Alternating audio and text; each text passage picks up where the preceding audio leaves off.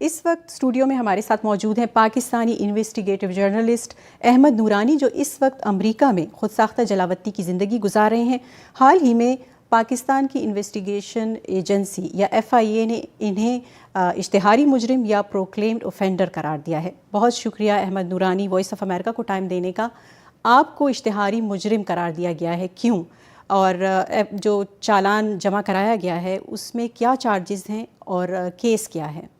اب بنیادی طور پہ فیکٹ فوکس نے 20 نومبر پچھلے سال 2022 میں اس وقت کے جو آرمی چیف تھے جنرل قمر جاوید باجوہ، ان کے بارے میں ایک خبر کی تھی کہ جس وقت وہ آرمی چیف بنے تھے 2016 میں، اس وقت سے لے کے اگلے 6 سال جو ان کی 2 ٹینیورز تھے، اس دوران ان کے اپنے اور ان کے خاندان کے مختلف افراد کے اثاثوں میں کتنا اضافہ ہوا ہے۔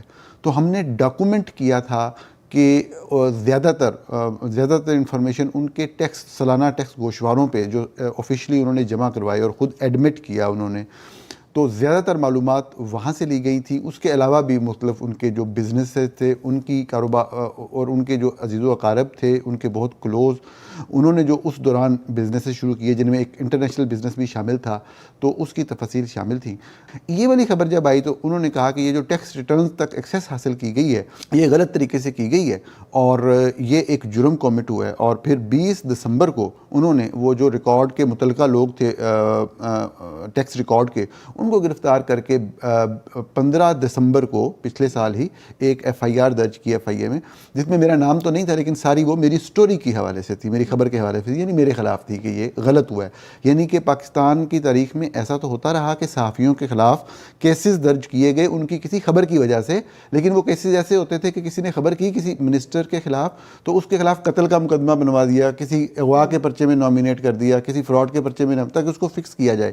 یہ شاید پہلی دفعہ ہوا ہے کہ خبر کرنے پہ FIR ہے کہ تم نے خبر کیوں کی ہے یا تم نے اس خبر کے ڈاکومنٹس کیسے لیے ہیں۔ تو یہ کیس تھا جو آپ نے پوچھا، یہ اس خبر کے حوالے سے۔ اور پھر اسی کیس کی انویسٹیگیشن کے دوران جو ہے وہ مجھے بغیر کسی کارروائی کے باقاعدہ پروکلیم افینڈر جو ہے وہ ڈکلیئر کیا گیا، جو چالان کورٹ میں جمع کرایا گیا۔ اس کے اندر میرے گھر کے ایڈریسز اور تمام تفاصیل وہ دی گئی ہیں، اور وہ ہر وہ الزام ہے جو کہ انتہائی بیہودہ الزام ہے۔ اصل بات یہی ہے کہ میں نے خبر کیوں کی۔ تو چالان میں آپ کے خلاف کن قوانین کی خلاف ورزیوں کا ذکر کیا گیا ہے؟ جی، بنیادی طور پہ دیکھیں، یہ میں آپ کو بتاتا ہوں کہ جو ٹیکس ریکارڈ ہے وہ یہ کہنا چاہ رہے ہیں اس کو ایکسیس کرنا غیر قانونی ہے۔ یہ بات بالکل درست ہے۔ ہم امریکہ میں بیٹھے ہیں، امریکہ کے اندر بھی کسی بھی شخص کا جو ٹیکس ریکارڈ ہے اس کو ایکسیس نہیں کیا جا سکتا، یہ غیر قانونی ہے۔ لیکن جو جرنلزم ہے، جو صحافت کا ایک ادارہ ہے، اس میں کسی بھی صحافی کو کوئی بھی شخص کوئی انفارمیشن لا کے دے سکتا ہے۔ صحافی کے صرف 2 کام ہیں کہ صحافتی اصولوں کے مطابق اس انفارمیشن کی جانچ پڑتال کرے کہ کیا وہ ڈاکومنٹ درست بھی ہیں یا نہیں، اور کیا وہ جو انفارمیشن ہے وہ اس کی بنیاد پہ ایک ایسی خبر بنتی ہے جو عام پبلک کے، عام لوگوں کے مفاد کی ہے، ان کے نوٹس میں آنا اس خبر کا ضروری اور اہم ہے، اور پھر اس جس کے بارے میں خبر ہے اس کو موقف دینے کا موقع دے۔ یہ 3 سٹیپس ہیں ایک جرنلزم پریکٹس کے اندر۔ تو وہ اگر کیے جا رہے ہیں تو، اور جرنلسٹ نے خود سے کوئی کام نہیں کیا، کوئی غیر قانونی کام نہیں کیا، تو اس میں کوئی پرابلم نہیں ہے۔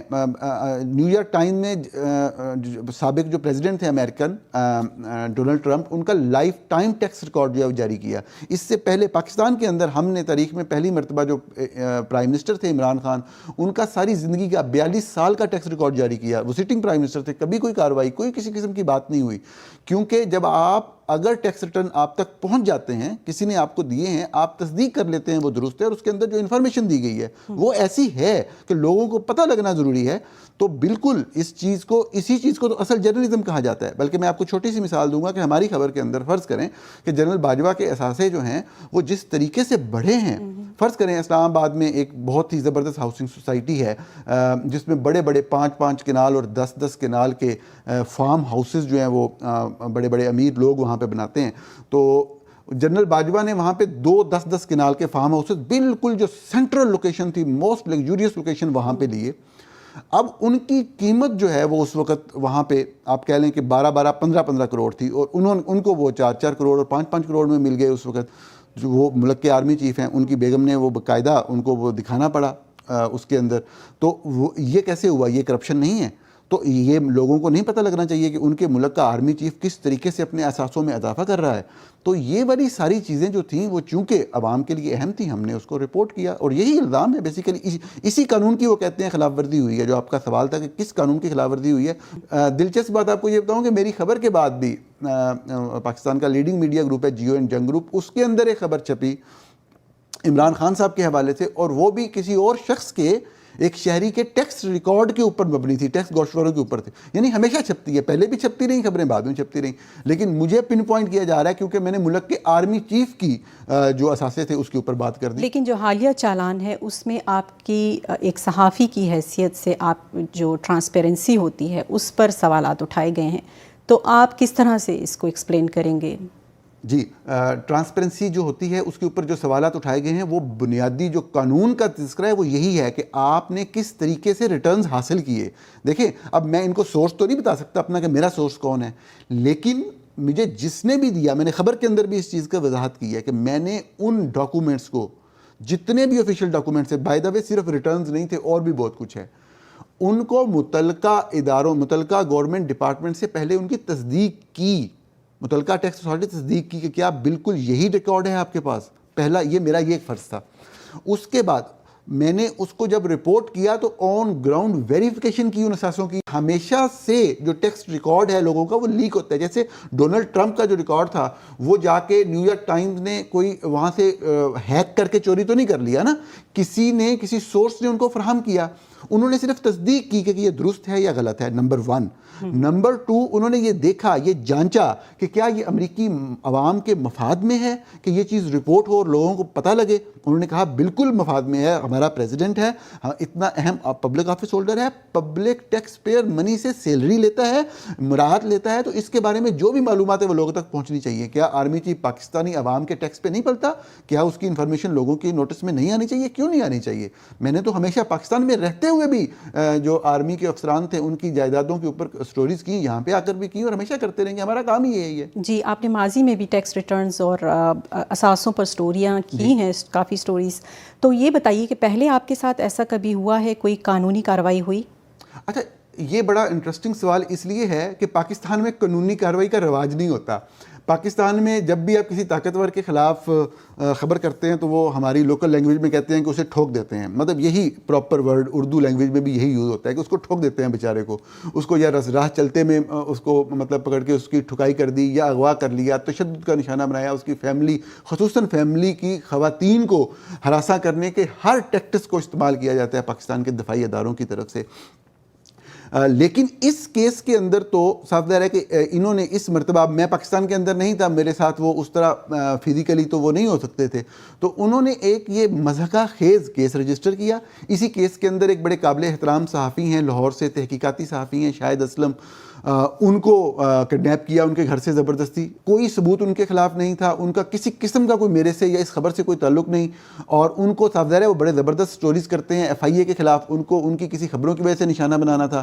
تو پاکستان میں صحافیوں کو نشانہ بنانا تو بڑا عام اور بڑا آسان سا کام ہے. میرے حوالے سے جو بھی انہوں نے ماضی میں کیا وہ مجھے ڈائریکٹلی انہوں نے مطلب ہے کہ سبق سکھایا. قانونی طور پہ کبھی کارروائی میرے خلاف نہیں ہوئی. یہ پہلا کیس ہے، اور اس کیس میں بھی جو موجودہ گورنمنٹ ہے وہ انسٹرکشن دے رہی ہے. اس وقت فوج اس کو نہیں پرسیو کر رہی. ایف آئی اے کے لوگوں نے بہت کلیئرلی بتایا کہ اس کیس کے اندر فوج جو ہے وہ بالکل، شروع میں آئی ایس آئی نے کوئی انویسٹیگیشن کی، کچھ لوگوں کو گرفتار کیا گیا، اس کے بعد وہ کیس ایف آئی اے کے حوالے ہو گیا، اور اس وقت جو موجودہ گورنمنٹ ہے وہ پریشرائز کر رہی ہے مسلسل کہ ان لوگوں کو مثال بنا دیا جائے. آپ کی جو زیادہ تر سٹوریز ہیں وہ اعلیٰ فوجی جو جرنلز ہیں ان کے ٹیکس کے بارے میں ہے، یا جو ہم کہیں گے اثاثوں کے بارے میں ہے.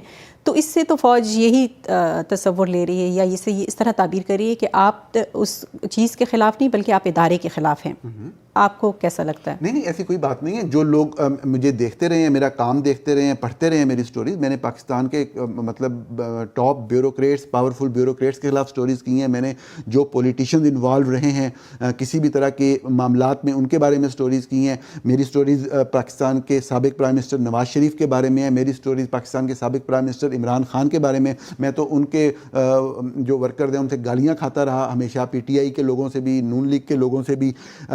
جو فوج کے چند لوگوں کے خلاف سٹوریاں یقینی طور پہ میں نے کی ہیں، لیکن اس میں آپ یہ دیکھیں کہ فوج طاقتور بھی تو ہے، اس سسٹم کے اندر جو پاورفل ہے سب سے وہ وہی ہے.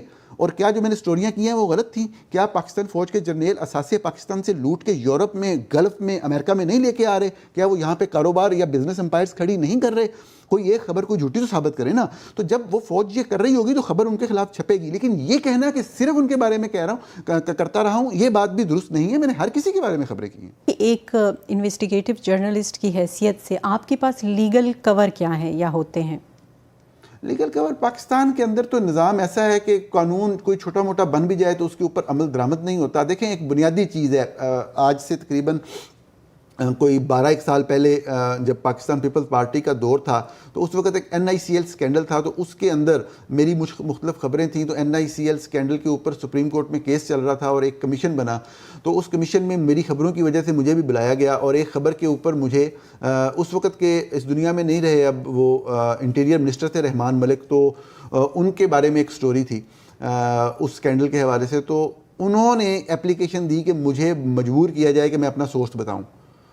تو اب سورس بتانے کا کبھی بھی جرنلسٹ جو ہے اس کو مجبور نہیں کیا جا سکتا. تو ایک کمیشن تھا سپریم کورٹ کا، جسٹس غلام ربانی جج سے سپریم کورٹ کے، انہوں نے باقاعدہ اس میں باقاعدہ دونوں طرف سے آرگومنٹ لیے، میری طرف سے بھی آرگومنٹ سنے، رحمان ملک صاحب کی طرف سے سنے، اور یہ قرار دیا کہ کسی بھی جرنلسٹ کو کسی بھی صورت میں اس کا سورس عیاں کرنے کے بارے میں پریشرائز نہیں کیا جا سکتا. یہ جسٹس غلام ربانی کا باقاعدہ فیصلہ ہے سپریم کورٹ آف پاکستان میں. لیکن مطلب آپ پوچھ رہی ہیں کہ کیا لیگل کور ہے؟ اب یہ لیگل کور ہے نا کہ سورس نہیں پوچھ سکتے، سپریم کورٹ کا فیصلہ ہے. لیکن صاف ظاہر ہے آپ کے سامنے ہر طرح کی کارروائی کی جاتی ہے.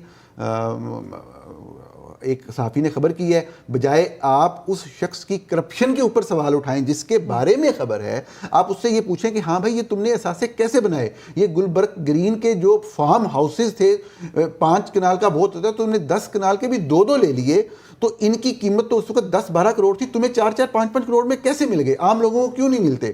یہ تم نے اربوں کے اثاثے کیسے بنا لیے؟ یہ تم نے دبئی کے اندر کاروبار کیسے شروع کر لیے؟ تو اس طرح کے بالکل مطلب انڈسپیوٹڈ فیکٹس ہیں اور ڈاکومنٹس کی روشنی میں سارے کے سارے رپورٹ کیے گئے ہیں. آپ ان لوگوں کو بتا کے پوچھیں ہاں بھئی یہ تم نے کیسے اثاثے بنائے؟ تمہارا تو کوئی بیک گراؤنڈ ایسا نہیں تھا کہ تمہاری نہ تو کوئی والد کی تمہاری کتنی زمینیں، معمولی سے وہ فوجی افسر تھے، اور نہ کوئی اتنی بڑی جائیداد، اور تم ارب پتی بن گئے اور دنیا بھر میں اثاثے پھیل گئے. تو یہ نیب نے پوچھنا تھا، یہ ان عدالتوں نے، پاکستان کی عدالتوں نے اداروں کو کہنا تھا کہ آپ ان سے پوچھیں. وہ الٹا میرے گرد کر کے میرے گھر کے ایڈریسز پھیلا رہے ہیں اور میری فیملی کو نشانہ بنانے کے لیے ہر حد کراس کر رہی ہے موجودہ حکومت. پاکستانی حکام کا یہ کہنا ہے کہ پاکستان میں میڈیا جو ہے وہ آزاد ہے، لیکن اس کا یہ مطلب نہیں ہے کہ ملک کی جو سلامتی ہے اس پر سمجھوتا کیا جائے. آپ کیا جواب دیں گے؟ ملک کی